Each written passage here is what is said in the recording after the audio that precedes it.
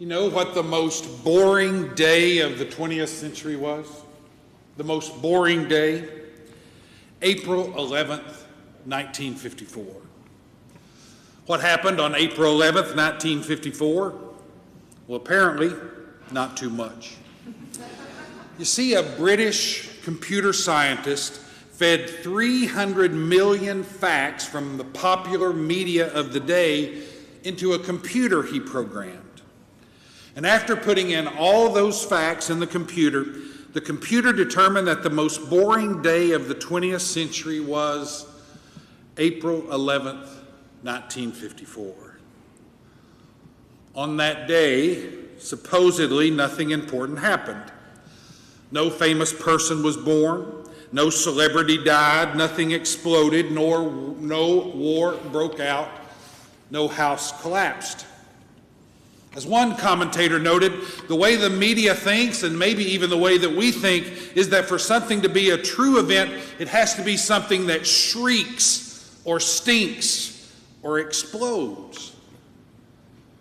The most boring day of the 20th century, April 11th, 1954. Well, guess what day April 11th, 1954 was?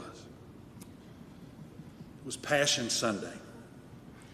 On April 11th, 1954, the entire Roman Catholic Church all over the world celebrated the Passion of Jesus Christ. Celebrated the day that humanity was saved, the day when self-sacrificial love conquered evil. And no doubt on April 11th, 1954, there were thousands all over the world who were so moved by the celebration of Passion Sunday that their hearts was changed and they made a step forward to living the fullness of the gospel, living the good news, living the joy and the power of self-sacrificial love. And when they did, the world was changed for the better. So in the eyes of God, in the eyes of a whole lot of Christians, April 11th, 1954 wasn't too boring at all. Which leads me to today's gospel. In our gospel reading today in Mark, we've moved into the section where Jesus and his disciples, they're heading toward Jerusalem. Jesus is moving towards the cross, the ultimate act of self-sacrificial love. Now, the first part of Mark's gospel is filled with Jesus doing powerful deeds. He exorcises demons, he heals the sick, he calms the storm. And his disciples believe that he is the Messiah. They believe it because all of those things were prophesied about the Messiah. You see, with Jesus, the kingdom of God is at hand, a new age has dawned, the long-awaiting Messiah has come. Just look at his mighty deeds. So on this fateful trip to Jerusalem, Jesus starts to teach his followers there's something more to being the Messiah than just doing mighty deeds. Jesus is trying to teach them that the Messiah must suffer and die, that being the Messiah is really about self-sacrificial love. And they just don't get it. They don't get it. And of course they don't get it. The idea that the Messiah would suffer and die, that God's Son would be sacrificed, was a totally new religious concept, and not just to them, it was to everybody. What usually happens in religion? When the relationship between God and humans is broken because of sin, because humans muck up God's creation, because humans muck up God's plan for humanity, in religion, usually humans have to appease the wrathful and angry gods. So they offer up some sacrifice. The ancient Greeks sacrificed animals to appease their gods. In the earliest period of Hinduism, Hindu priests offered plants, animals, and even humans to pacify their gods. In the Aztecs, they offered human sacrifices to the god of the sun. The Aztecs sacrificed as many as 20,000 humans a year. And don't forget the Old Testament and their sacrificial system. But now with Jesus, the true Messiah, it's something different. a complete reversal of the sacrificial system in religion. With Christ and the cross, there's a new revelation about God, about who God is. With Christianity, it's not humanity that has to come begging by offering some sacrifice in order to restore our relationship. No, it's God who comes to humanity. It's God who takes the initiative to restore the broken relationship. It's not humanity who makes the sacrifice. It's God who makes the ultimate sacrifice.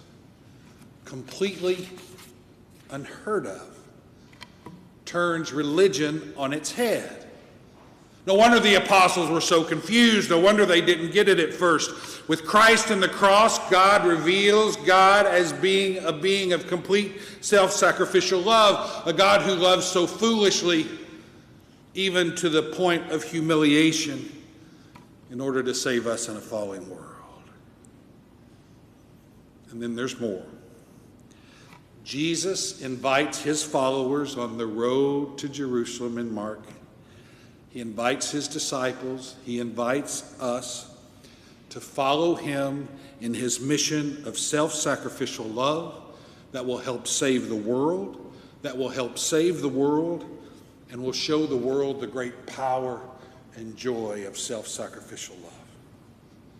So Jesus, out of love of the world and love for us, invites us to pick up our cross and follow him. Jesus invites us to get in line with him and not be the first, but be the last. Not to be the greatest, but to be the least. Not to be served, but to serve. Jesus invites us to offer ourselves for something much greater than ourselves, to help save the world, to help change the world, to help show the world what self-sacrificial love can do. What does that look like in real life? Here's a real example. One of our nursing alums works on the burn unit at UK. Now you can imagine how difficult this unit would be to work in. And one day this nurse shared with me how she followed Jesus, how she carried her cross of self-sacrificial love. She told me that she always volunteers to take the patient that no other nurse wants, to take the patient who's the sickest, to take the patient who needs the most work, take the patient who is least appreciative, take the patient who is hurting the most. And I've never met a more joyful nurse. So what does that look like in our life? To pick up our cross and follow him, to be the least and not the greatest, to be the last, not the first, to serve instead of being served, to love someone more than yourself, to experience that kind of joy and peace that only Jesus can give. What does it look like? Today is September 19th, 2021. I don't know if today is a boring news day or not. I don't know if some celebrity died. I don't know if a building was blown up or a new war was started. But today, September 19th, 2021, is certainly not boring in the eyes of God. First of all, any day that the Mass is celebrated, it's not a boring day. And today, September 19th, 2021, there may be thousands so moved by the gospel reading in Mass that their hearts were changed, that they made a step living the power and the joy of Jesus' self-sacrificial love.